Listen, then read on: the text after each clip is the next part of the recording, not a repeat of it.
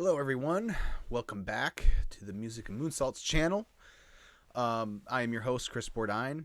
As always, you can follow me on Twitter at IbanSChris. Before we get started today, please, I ask kindly, like this video. Just click the little thumbs up symbol on the video. That would be very helpful. Please subscribe if you haven't subscribed. That's also very helpful. And then once you subscribe, you can tap the little bell and you'll get notifications whenever a new video premieres. So today this month things are going to be a little out of order. Normally I would release my flagship show, the Music and Moonsaults show, first. I'm saving that one because I wanted to get this one out. Today I'm doing the Wrestling Wayback Machine, and I've got a very special guest, Joe Hulbert, who is one half of one of my favorite wrestling podcasts today, The Distraction, over on Fightful, YouTube, or whatever podcast app you listen to podcasts on. That's how I take in their show, is I listen to the podcast. But he and his co-host Jeremy Lambert, they're two really great guys. I interact with them a lot on Twitter, and they've both been very helpful to me as I get my this channel up and running. And Joe agreed to come on and talk some WCW 2000 with me, which is an adventure to say the least. But Joe's a great guy. We have a lot of fun talking about Starrcade 2000, the very last Starrcade under the WCW banner. So sit tight, and I'll bring Joe on, and you can watch us discuss this pay-per-view. All right, as I said, everyone, I've got a very special guest today here on the Music and Moonsaults YouTube channel. Gonna talk some WCW from the year 2000. I have, through the magic of modern technology, all the way from the UK, from Fightful's The Distraction podcast, Mr. Joe Hulbert. Joe, how are you today, sir? I'm good. I want to make it clear immediately that you did not sort of force WCW 2000 upon me, right? I'm sure there's people watching this that are like, man, Joe, you really put Joe in here. This was my choice. My fault, guys. I mentioned it in passing, and you're like, no, that's the one. So, yeah, we all make mistakes, right? That's the point of this. Yeah, you know, that's a good message for this podcast. To be honest, right? Like this review, we all make mistakes. Very good. The thing I love about your guys' yours and Jeremy's show is a lot of the times I can't tell what's a bit and what's not. So, and it's wonderful. I love it. So, like, yeah. From listening to the show, obviously, I know that you have an affinity for WCW. So I wasn't quite sure if you're. Now I know that he truly is a WCW guy. So that's awesome. Yes, I mean, you said that you're not sure when it's a bit and when it's not. I can confirm that I often am in a similar position as I record the show. I'm never sure what we're trying to portray on the program. So I'm glad to see it's the same experience for you. I am a WCW guy, but as we go through this, I don't know if you call this a wrestling pay-per-view. This is just sort of an event, right? Like a 3-hour sort of episode. It would stretch my fandom quite thin, I feel. So I watched this Friday night, and it felt like it took approximately 8 hours to get through this show. Yes. I watched this in like 4 sittings, and by the end I was like, okay, it's done. I can move on. It was more fun in thought than in execution, but the review should be fun. There's definitely some stuff to talk about here. Yes. So, Starrcade 2000. It's the last Starrcade under the WCW banner. It takes place on December 17th in the year 2000, obviously, from the MCI Center in Washington, D.C. I really liked that certain pay-per-views for WCW, they kind of did a residency of sorts where they held the same pay-per-view in the same venue for period, Halloween Havoc was for years in Las Vegas, and Starrcade was in DC for the last 4 years of this event. So I really did enjoy that from WCW. It's also interesting because it gives you a clear line of comparison for popularity and relevance, right? Yes. And I'm sure, I don't know if you looked before we did this here, but I had a quick glance and I can confirm that, yes, things were very down here in 2000. I believe they were down about 10,000 people within like 2 years. So yeah, I mean, that tells the story, that would make right? sense. Those last two, 99 and 2000, were, whoo boy, some of that stuff is hard to watch. But we get things started though pretty good. We have a ladder match. It's a triple ladder match. There's 3 tag teams, but the goal is a shot at a singles championship here. So we've got 3 count, which is Shane Helms and Shannon Moore, the Young Dragons, and then a team made up of former members of the previous 2 groups, Jamie Noble and Evan Courageous. And they are vying for a shot at Chavo Guerrero's cruiserweight title the next night on Nitro. This was I enjoyed this match. It's ladder matches are my thing. They're present day has tested that by the sheer volume. But overall, ladder matches have always been my favorite stipulation, and I thought they did a really good job in this one. Yeah, I agree. This was interesting because there's a couple elephants in the room here, right? The Chavo thing is just weird, right? It's just a strange choice. Like, the Starrcade starts with the champ coming out in dress clothes for a match for the following night. It's just odd. And Chavo also seems to think that it's a 6-man, like a singles thing. He seems to refuse the idea that it's a tag match. Right. I don't know who on the announce team knew it was a triple threat tag or not, because it's a mess for what they're talking about. For what the guys do, they do a great job. Oh yeah. Just a lot of action. I thought the ending of the match was clever. They had one ladder sort of straddled across 3 other ladders, and I believe it was I know Shane Helms, and I can't remember which was it Kaz or was it Jimmy that was on the ladder, and Shannon Moore does a skin the cat move on the horizontal ladder, and then pull to do like a head scissors to whichever member of the Young Dragons is on the ladder, and then he does it again to pull himself back up, and he and Shane grab the contract at the same time and jump down and become co-winners of the match. These kind of matches are always interesting because, I mean, this may be a hot take, I don't know, but I think this is like relatively ahead of its time in the sense that this sort of match became very commonplace for your WrestleMania, or in their case, your Starrcade, in the sense of like, let's get all these guys on the card in an 6-man ladder match. Yes. And I think at this time that was relatively novel. Obviously, you'd had, the TLC stuff. I think it just started, right? So this is kind of a transition time. And I will say that the spot you mentioned, I'm glad you mentioned it because I would have had no chance describing what happened, but you did a good job with that. That was impressive because 20 years later, we've seen 101 of these matches, and it was still like oh wow, that was cool. Like that was still novel even now. So, bless these guys, man. They work far too hard for the spot they're in, but they're giving it everything to make this a fun Starrcade, and they do a great job. Yes. So then we go, and this is part of what made this show feel longer. Is they would do like 3 backstage segments between each match. Yes. Every single match. Yes. So after this, first we get Lance Storm. He approaches Jim Duggan in the locker room, who is polishing his 2x4. I'm not sure if that was supposed to be any sort of innuendo or not, but probably.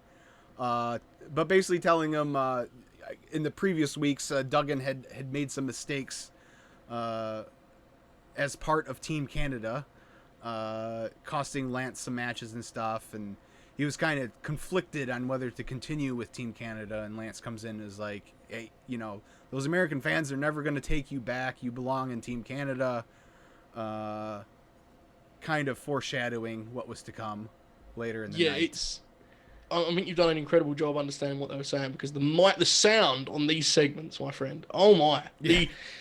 someone was like, "Do we need a mic for these?" No, we don't. Apparently not. We're just gonna let Lance and There's Jim one on talk. the camera, right? Like there's a microphone somewhere on this camera. Maybe the 2x4 will do it. Yeah. Who needs mic? It's so. See, here's the thing: is from what I can recall, my own knowledge, Russo is gone here, right? He's I already gone believe home. I was going to ask you about that later Yeah. myself, but yeah, I believe so. I Right. believe he ended up, and he was so, his run in WCW, it was so hokey pokey. Like he was in and out like 5-6 different times. But yes, I believe he won the world title in September and suffered a concussion, and I think shortly after that he was gone for good. What a sentence that is when you really say it loud, right? You're right. Everything you said's true, but it's just you hear it like, wow. Because this is very Russo era, right? There's 101 this backstage whole segments. pay-per-view is. Right. There's like, we'll get to it, but there's like 3 swerves on this show. There's Russo's fingerprints are all over the show, but he's not even here. Yeah, we don't. I wonder if. See, the thing with WCW that's weird is they were so sort of incoherent and nonsensical that they often it's impossible to trace who was the booker at times. Yes. But there are major moments in that promotion's history where you can say to Eric Bischoff, "Who was booking?" And he goes, "I have no idea." Yeah, there was 12 men on a committee. I think it was Kevin Sullivan, but who knows? Yeah. Exactly. It's very odd, but this when you watch it, you're like, oh my god, this is just Russo. There's 101 segments, it's everything. Yeah, yes. Chaos. Yes. So after that, we have Jeff Jarrett and the Harris brothers. They approach above average Mike Sanders, who's the commissioner. They're scheduled in a Filthy Animals street fight against the Filthy Animals later in the night, and Jarrett is insisting that they change it to a bunkhouse match, and they sort of come to a compromise where it'll be both. Yeah, that's it. Again, sounds ridiculous, but yeah, it's like that is what happens. I can confirm. I was like, so what's the difference? Like, there isn't one. It's just purely branding, bro. It's like when big time prize fighters want their name read first or second. Yes. That's basically what they're doing here. Jeff's like, listen, I'm not doing one of those Filthy Animal street fights. Bunkhouse, that's my flavor. There you go. As you know, as much as this era of WCW is kind of trashed by the wrestling fans, there are some bright spots.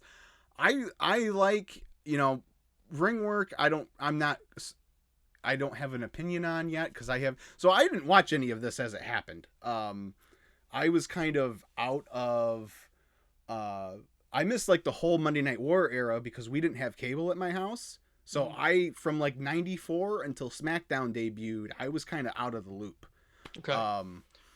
So a lot of this stuff is my first, obviously I've gone back and watched, matches here and there, and I have a knowledge of what happened, but this is my sort of first time watching it through in a linear sense. Mm-hmm.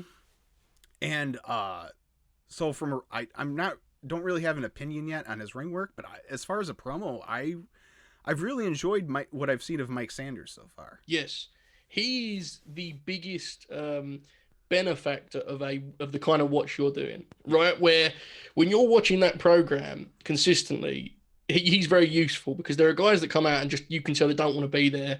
They shouldn't be there in some cases, which we'll get to very, very soon. But Mike Sanders, I mean, he has personality, right? I think there's some interesting stories about, like, I think some of the WCW guys had genuinely high hopes for him. Mm-hmm. But I think he was older than they thought, WWF, when they got him. So, like, I agree with you, man. But unfortunately, it's just like, if you're a shining light in this setting, it's still pitch black, right? It's just very, very difficult. But as far as delivery, I mean, he's opposite Jeff Jarrett here, who's an alleged like main event guy, and he's more comfortable than Jeff is in this setting. So God bless him. Right. And then we're Chronic are in a sauna. Yes. Getting ready for their match. Brian Clark takes a phone call from a client, and they sort of make a deal over the phone. Chronic were basically discount APA at this point. Yeah. Weed instead of beer, it's weed, right? That's their deal, effectively. Right. Yes. I thought when you were going, when you set up the Mike Sanders point, I was convinced you were about to say Not sure about the ring work. Big Chronic fan. I was going like, hey man, we're gonna have to hop off the Zoom call. No, this stuff's kind of brutal, man. It's like it's so obvious that the guy producing it thinks it's cool, and it couldn't be less cool. Yes. I can talk from 2000, 1990. I don't care. This shit ain't cool. Yes. But we finally get our second match. It's Lance Storm versus Ernest the Cat Miller. Shivani has a great quote in this match because Lance has got Primetime Elix Skipper and Major Guns out with him, and the Cat has Miss Jones with him, and there's a big ordeal going on the outside. Tony Schiavone says, everyone is getting involved, and that's what happens at Starrcade.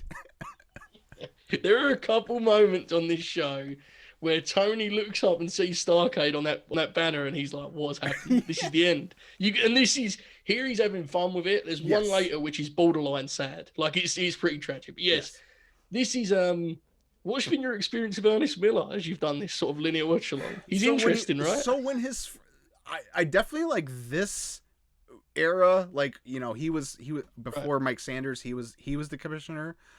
Again, he's a guy I like, sort of like his character work more than I'm a fan of his in-ring work. Yeah, I think you can say that in his case. I think you'd agree with that. Yeah, I mean, it's when he's on my screen and he's talking and stuff, like I find myself laughing quite often, but when I usually unless he's against someone, like in this case a Lance Storm or someone else that I know I enjoy, usually that's a skip for me. I'm like, all right, we'll get to the next segment. Yeah, this match is interesting because Lance seems to be attempting to have like a traditional match with Ernest, and then at every 90-second interval they have to do some sort of interference. Yes. So like Lance will be like, okay, let me do a little bit of work on this limb. Next, Miss Jones, this is happening here, Major Gun. It's chaos. It is mostly inoffensive though, which is a credit to Lance, right? He does a pretty good job here. Yes. So basically, Jim Duggan comes out, and he hits the Cat with his 2x4 to allow Lance Storm to pick up the victory, and then Swerve Bro Team Canada turns on Hacksaw Jim Duggan after the match. This is terrible. What is this finish? Let's try and piece this thing together. So he comes out to a huge pop. Okay, we agree. Yes. Everyone's happy to see Hacksaw. Yes. For better or worse, they are. It's Starrcade. Do the thing where he turns babyface. Yeah. Obviously what you should do. Yeah.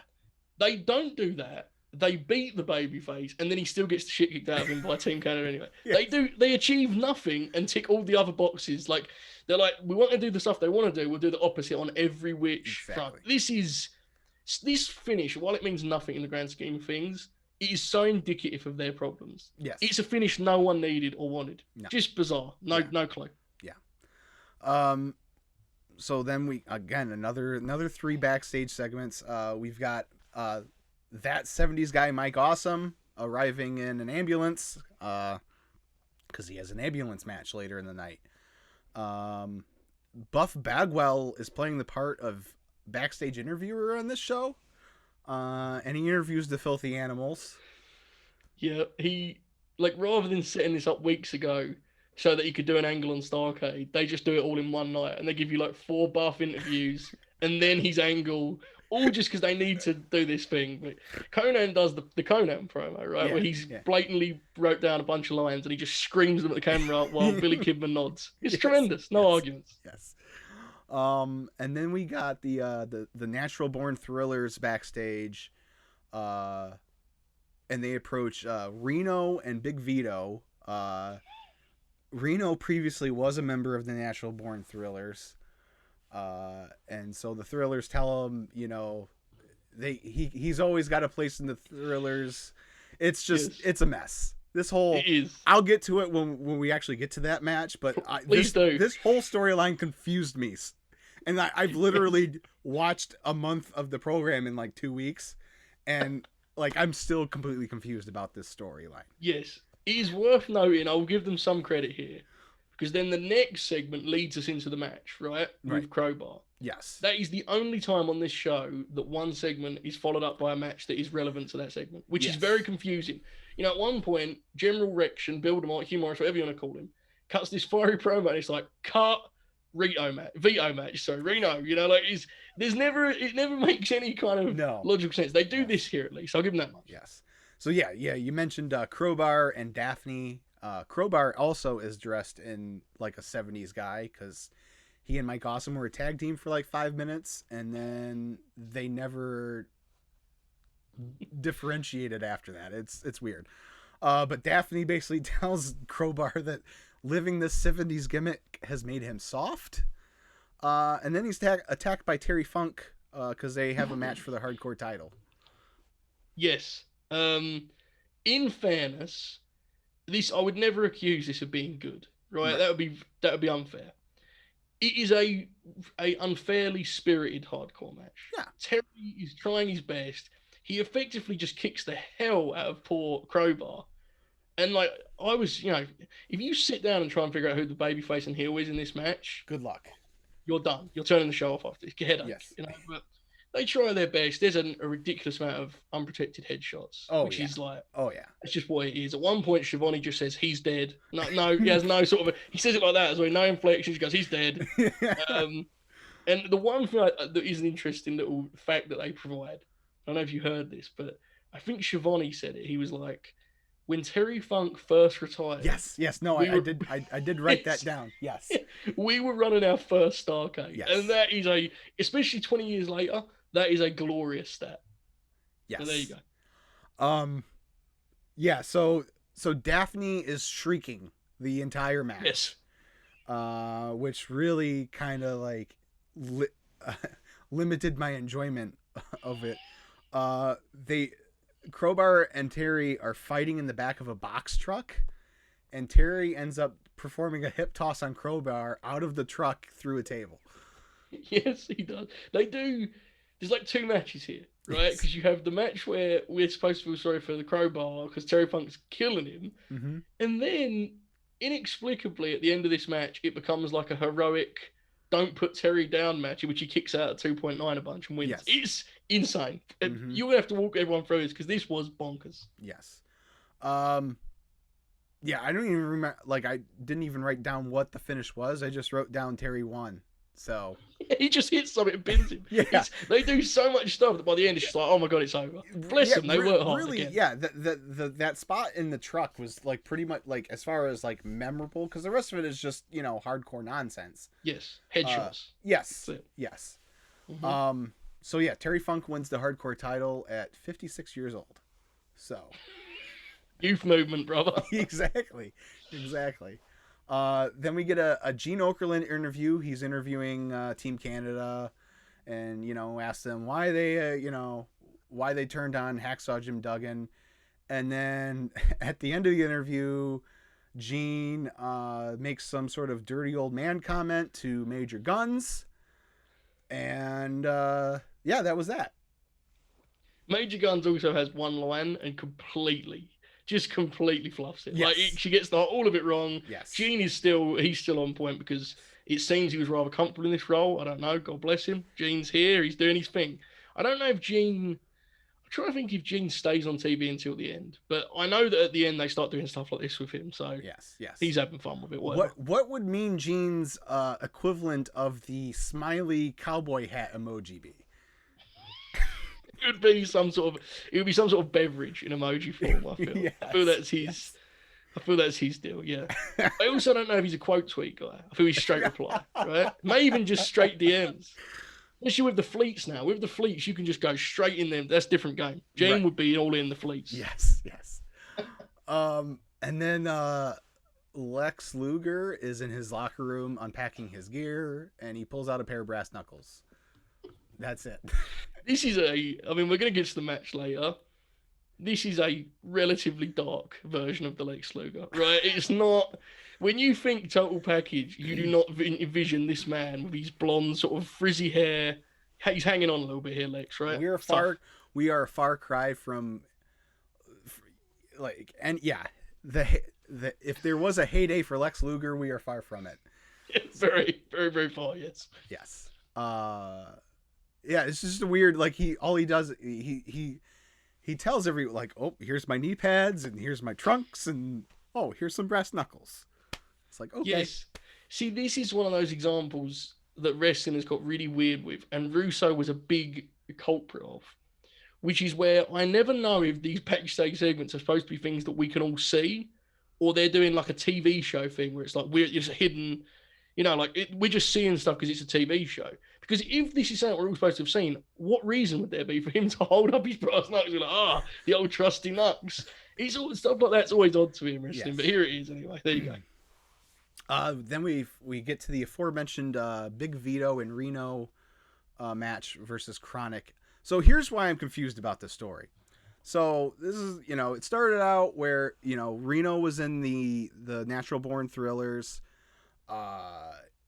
and someone ended up paying Chronic to put a hit on him, and Vito saved him.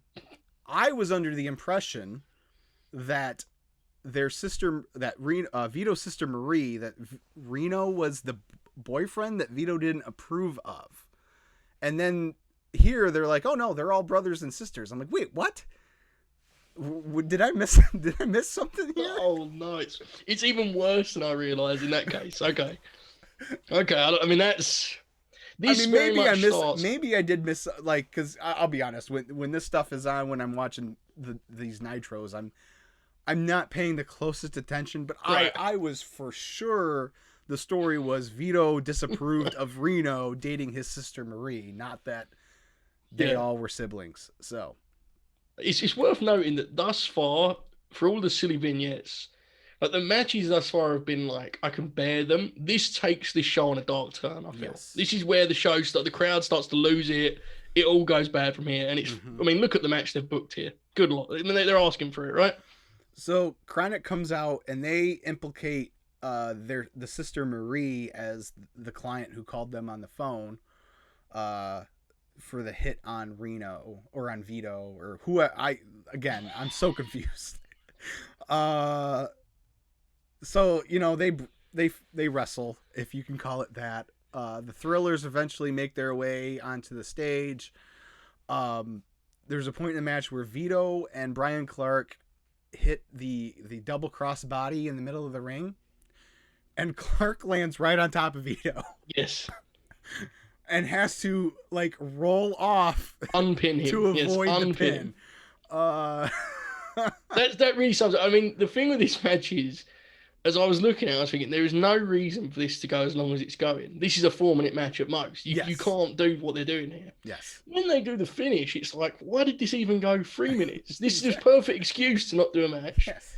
But then I look at what else is on this show, and it's like, where else was that time going, I guess, right? Like, there's not a whole lot of give us 20-minute matches on this show. So, yeah, this is actively bad, this match, unfortunately. Yes.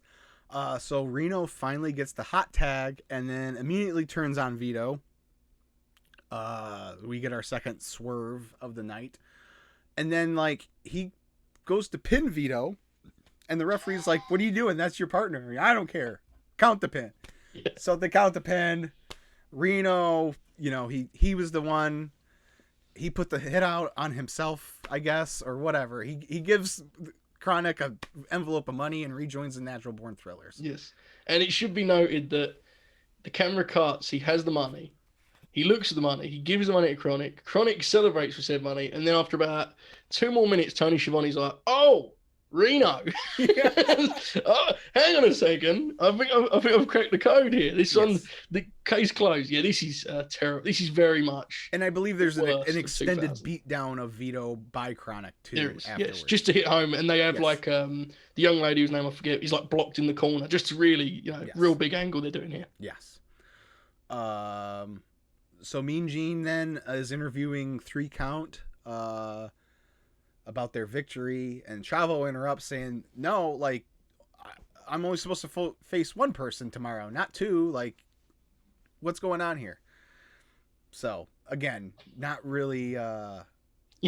What happened was 3 Count threatened to get over, Yes. And they were like, let's make sure Chavo beats them both up to ensure that no one ever gets over on this wrestling program. Right. Let's do that. Let's make sure of it. Yes.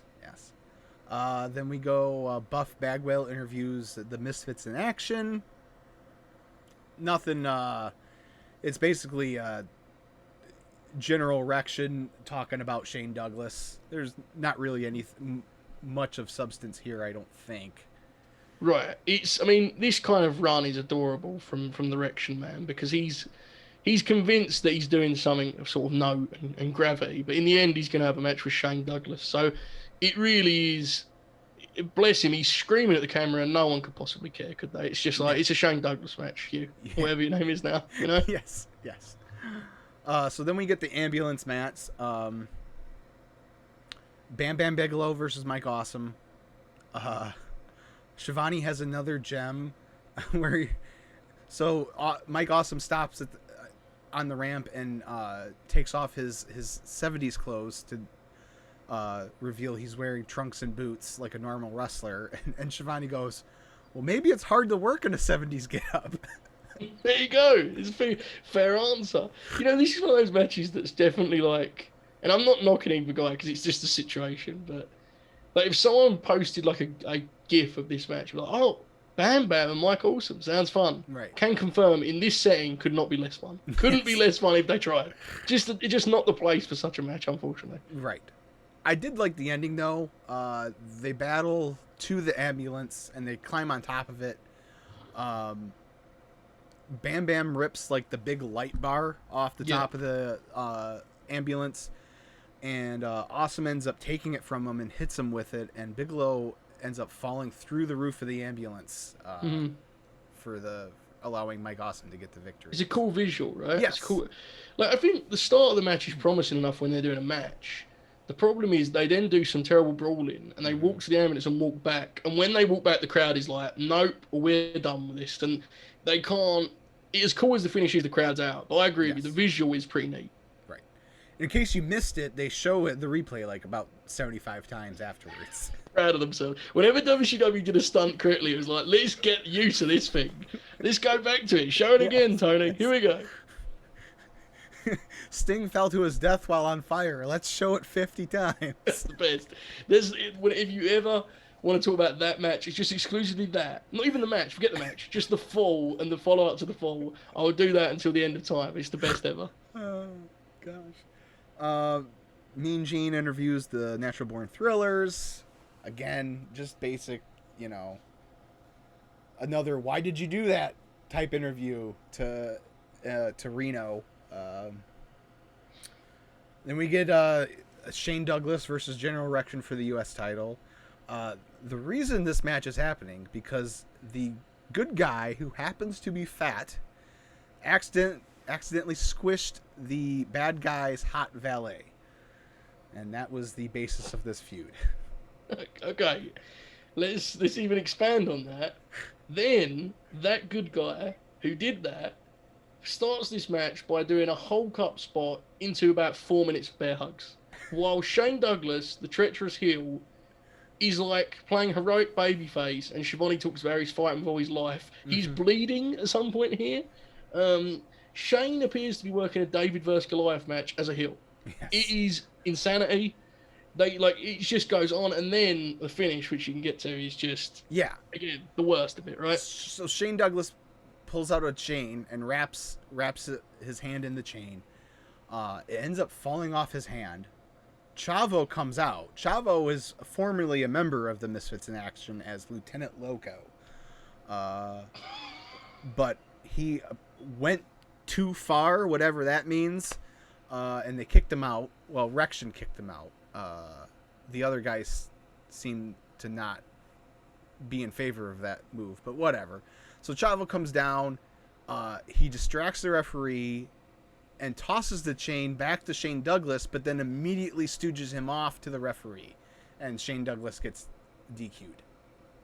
Yes, this is rewind to what I said about the Ernest Miller finish. The exact same thing, where you get nothing you want. Yes. The heel gets... Okay, fine, the heel gets caught out. Cool. So that means the babyface wins by DQ, and then he gets immediately beaten up anyway. Everyone must be proven a loser 100 times over here, right? It's just the rules. Yes. It sucks, unfortunately. Yes. We now get to probably my favorite part of the show, a Scott Steiner interview with me and Gene Okerlund. The poet Scott Steiner has a wonderful line here. And I quote, "I've been hitting switches on bitches my whole life."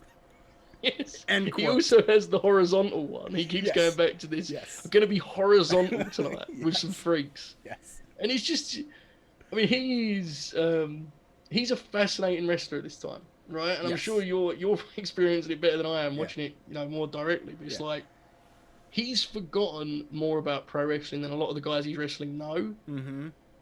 So physically, he's kind of like a one. He's got nothing left effectively as a top wrestler. But the promo and personality is so insane that he's an undeniable top guy. Unfortunately, the guys he's wrestling are not the best at covering that up, right? Right. Would it be fair to say that if he would have put this character work with the work he had earlier in his career with the Steiners, he would have been the biggest star in the business? Yes, because every time he talks, you're like, I need to see what he's going to say. Yes. Unfortunately, the matches, and it's sad because you can tell he's actually trying in these matches. Mm-hmm. Like, I don't think his match on this show is terrible by any means. No. It's just like he's a shell of himself physically, right? He's done. It is a shame, but he makes the most of it on these promos. That much at least. Yes. We get a vignette for the Return of Glacier.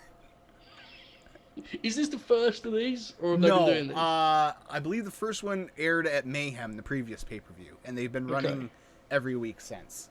And the announce team buries it initially, right? Don't they do like, oh my god, not that. Yes. Okay. I mean, this is what it is, right? Buff Bagwell interviews Kevin Nash and DDP, the Insiders. It's Kevin Nash. It's a Kevin Nash DDP promo. That's all it needs really to be said. Is. The difference in their energy levels, the motivation, yes. is worth sort of tracking, because Kevin would rather be anywhere else in the world than Starrcade 2000. But DDP's fired up, and you're right, it's their exact promo, just played one after the other effectively. Right. Kevin essentially goes, I'm getting paid, right? Okay, cool. Whatever. Yeah, and DDP says monkey a few times. Yes. That's it. It's done. Yes. So then we get the Jeff Jarrett and Harris twins versus the Filthy Animals in the Street Fight Bunkhouse match. We've got an assortment of objects at ringside. We've got a popcorn machine, a bar with bar stools is in the ring. There's hubcaps, a shopping cart full of pop cans, a bunch of madness all around the ring. Yes. Ray's doctor should refuse him based on the bullshit he did in this match.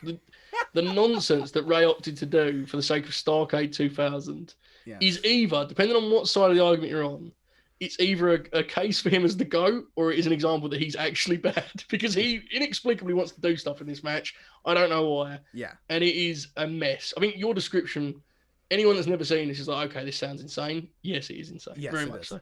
Kidman and Ray end up putting Jarrett through the bar. It explodes. It's made out. It looks like it's made out of the same wood that Jarrett's guitars are. Yes, exactly that. Yes, and it's just stunts. It's stunt after stunt after stunt, right? Well, it is until and then Jarrett deposits Ray in a dumpster, and then inexplicably the referee decides, you know what? I'm gonna start enforcing tax. Yes, and they all follow orders. Yes, okay. Oh, okay. Let's do a tag match. We've used all of the toys. Let's do a tag match. And Conan, I can only assume that this was done so Conan could do his hot tag with the rolling thunder lariats that he loves doing here in 2000. It's gotta especially be. That's all it can be, because you're right.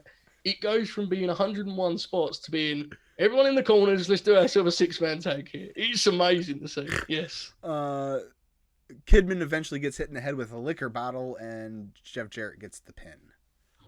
Because again, Starrcade, no one wants good guys to win, obviously, right? Yes. Clearly the Harris brothers and Jeff Jarrett should win this match. Of course.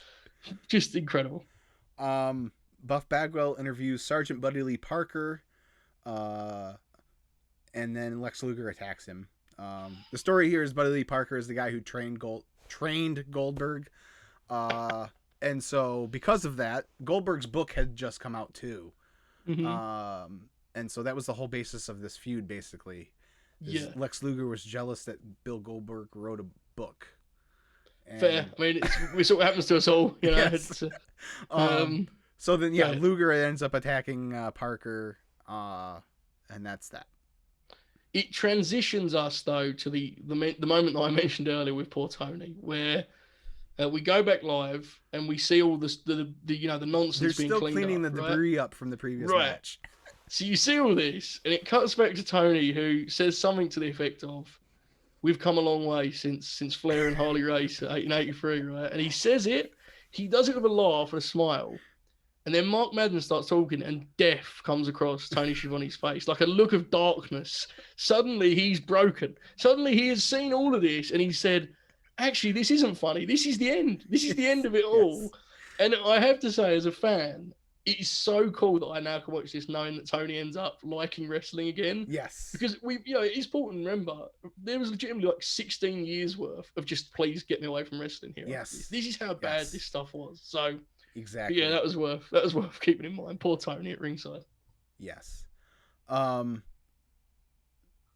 So after they finish cleaning up everything, we get to the perfect event, which is Shawn Stasiak and Chuck Palumbo versus Nash and DDP for the World Tag Team titles.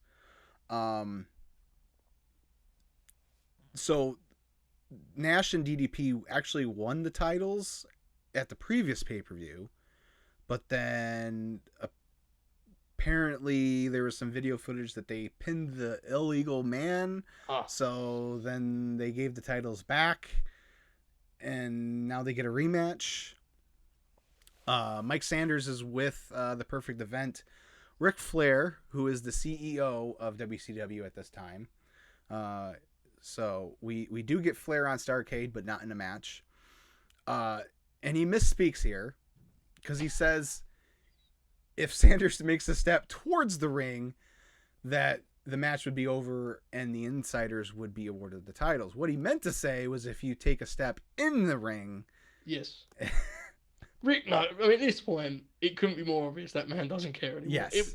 When you break Ric Flair's heart, it's over, it's finished. Mm-hmm. But I will say this, I don't know if Rick deserves credit for this or Nash and DDP do.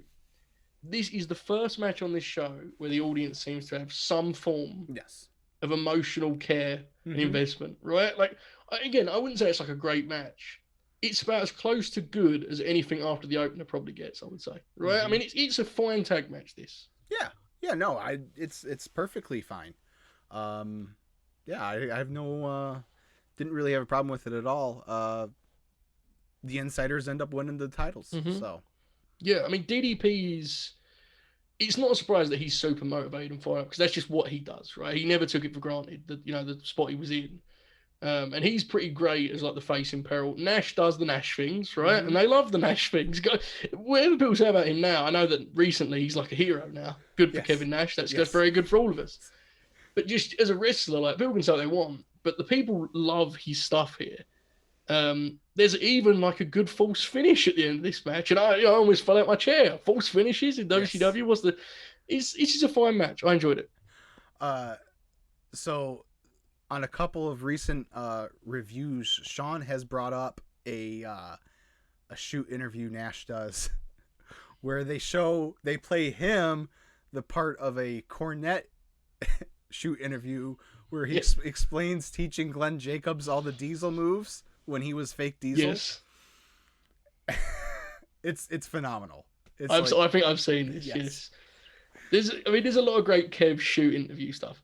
By the way, I mentioned this on a stream recently, but we watched this. This show is December 2000, right? Yes. It is worth noting that when Jim Cornette rebooked The Invasion, he featured Terry Funk as like a central piece of that story.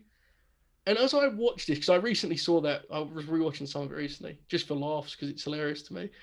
Like, the idea of it's funny, right? Yes. Terry Funk is in, like, hardcore matches with Crowbar. Yes. And you said to me, he was like 56-year-old Terry Funk. And when you said it, my mind immediately went to, my God, elite podcast, genius got brain. That's what he Right. was going with. Mate. Yes. It's an amazing time, this, where on paper, it's very easy to look at this roster and say, oh man, they have like a lot of guys. I'm sure you could agree after watching these shows, like, it's not what it seems, right? They have This a lot roster's of not what it seems. names. There you go. Right. There's not a lot of guys that want to work or do anything good Yes. at all on here. Yes. But that's different. They have a lot of names, but as far as whether they have a lot of talent, that's a different question altogether. Yeah. It's now buffer time. We're down to our last two matches.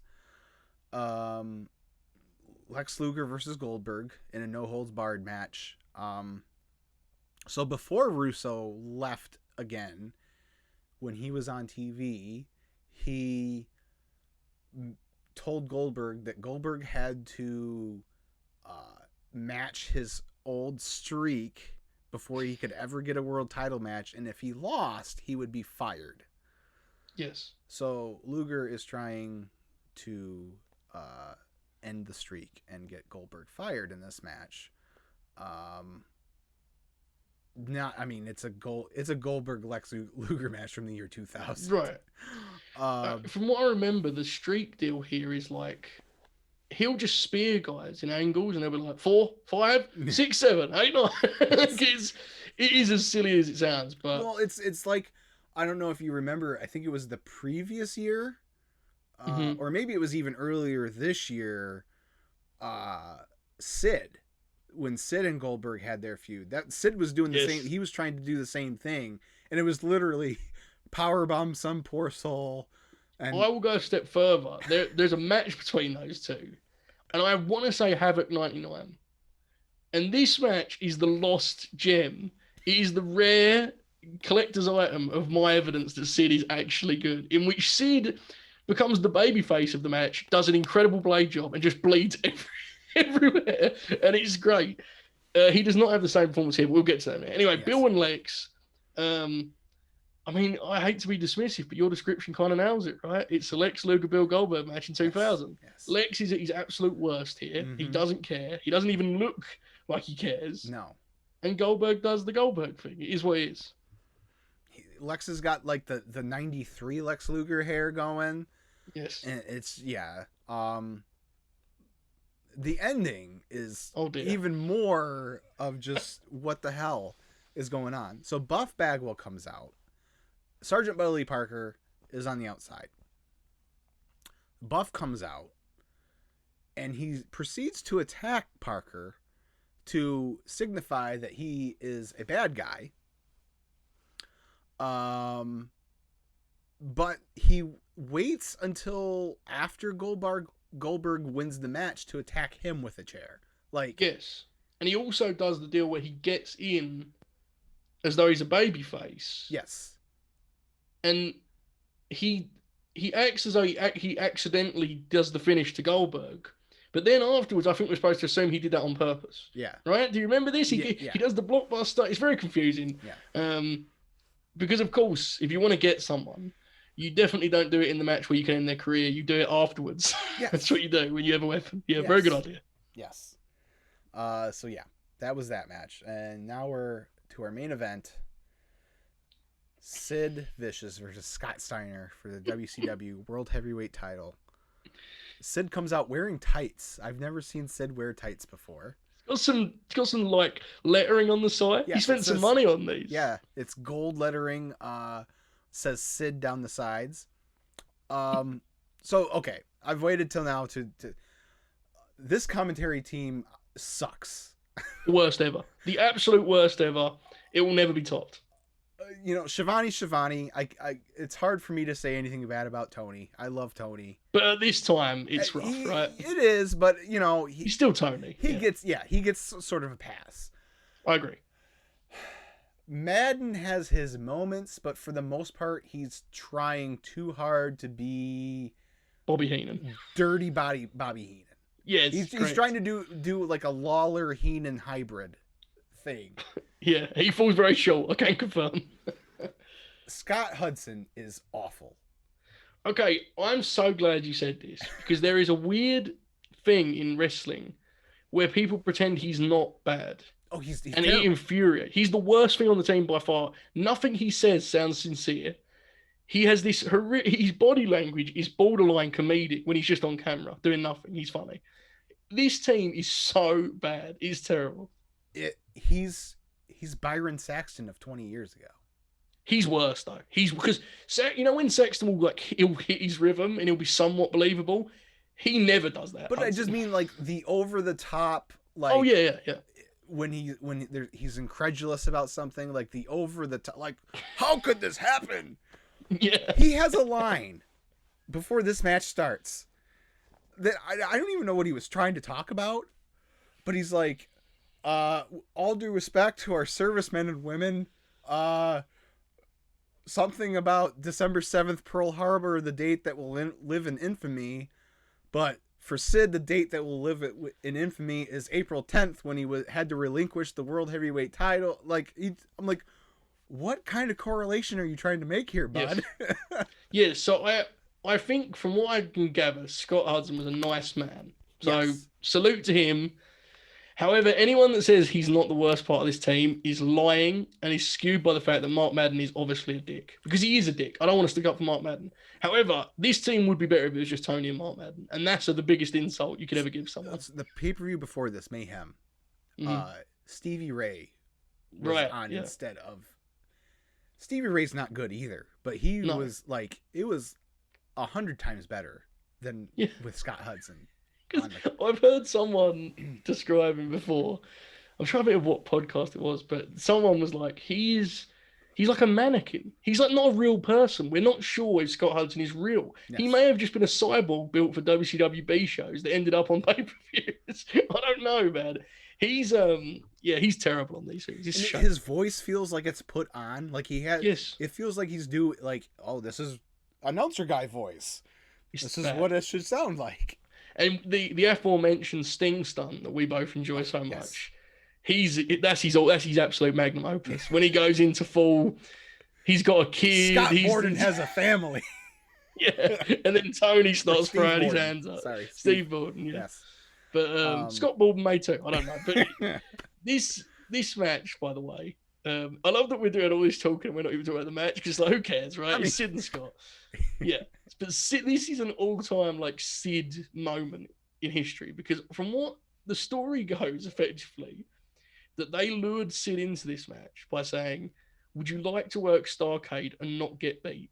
And he was like, "Yes, make sure I don't get beat." No one, I don't think, ever thought about the fact that means he would have to win. This never crossed their minds. They were like, "Okay, he doesn't lose. That means he wins." Oh wait, heavyweight champ. We don't want to do that. So what you get is a match that has 101 interferences, and then he gets heroically choked out in the end, right? I mean, fear of blowing it in case anyone's holding out on the result. Yeah.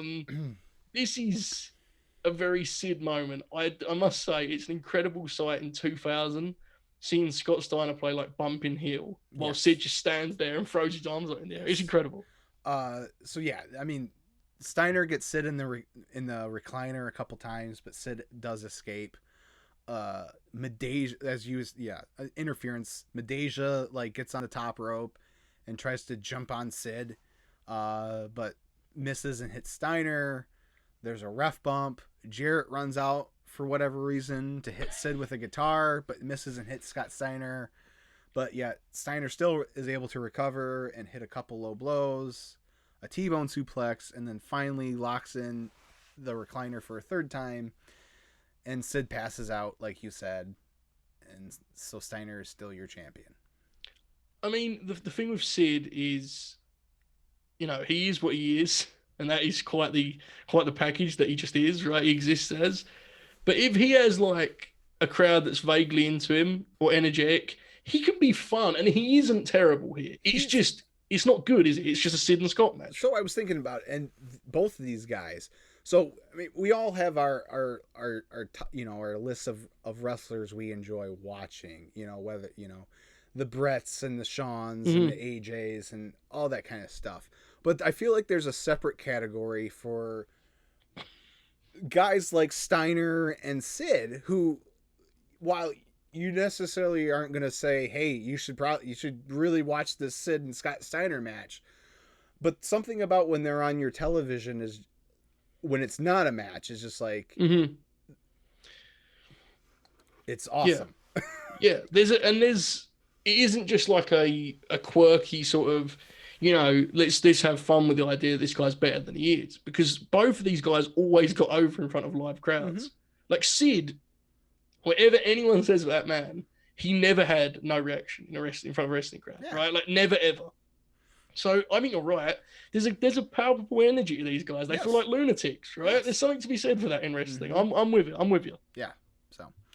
So yeah, and that's the end of the show. That's the end. It sure is. Yes, that's the final WCW Starrcade. So it's interesting, man. This is not the worst of 2000, and I don't actually think it's close. I think the summer they reached levels that are like, way beyond this. Oh yeah. Earlier this year there was stuff where I was just like, why am I even what?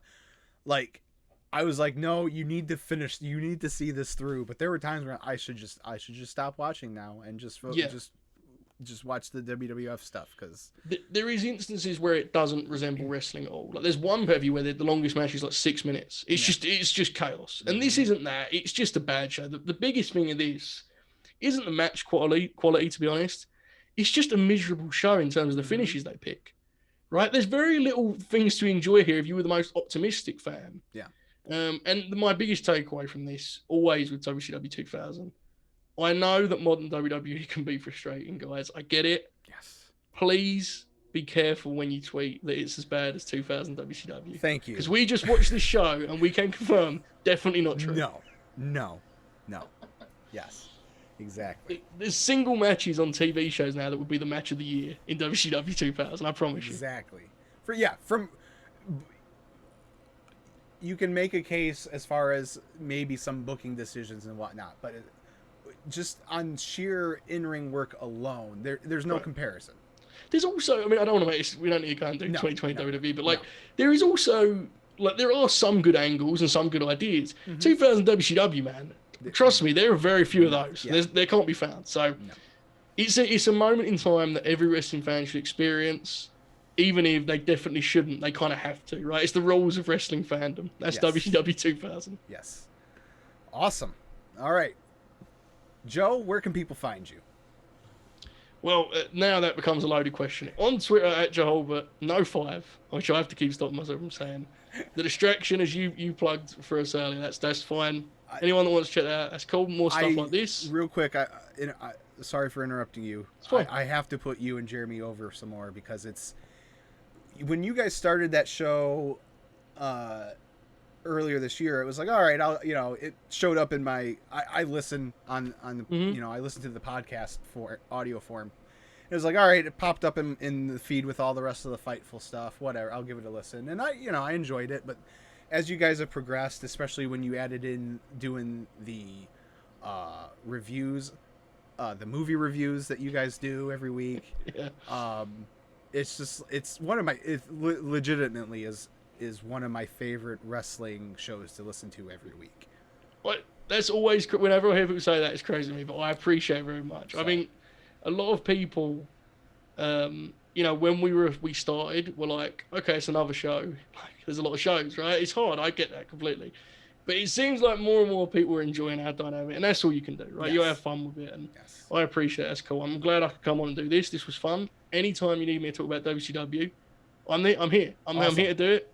This was fun. I love doing it, and this was cool. I appreciate it. And you also do some writing as well. Sometimes, it's not what anyone expected from me. I do wrestling with takes. I do some weekly column stuff if you're interested in that. But features on Fightful. I've got a couple coming up soon, so they're always around. You'll find them if you look hard enough, right? Yes. Just follow him on Twitter. He's a great follow on Twitter. He's one of the good guys. So Joe, I appreciate you coming on, man. Thank you, man. This was a blast. I appreciate it. It's fun. All right. Take it easy, guys. See ya.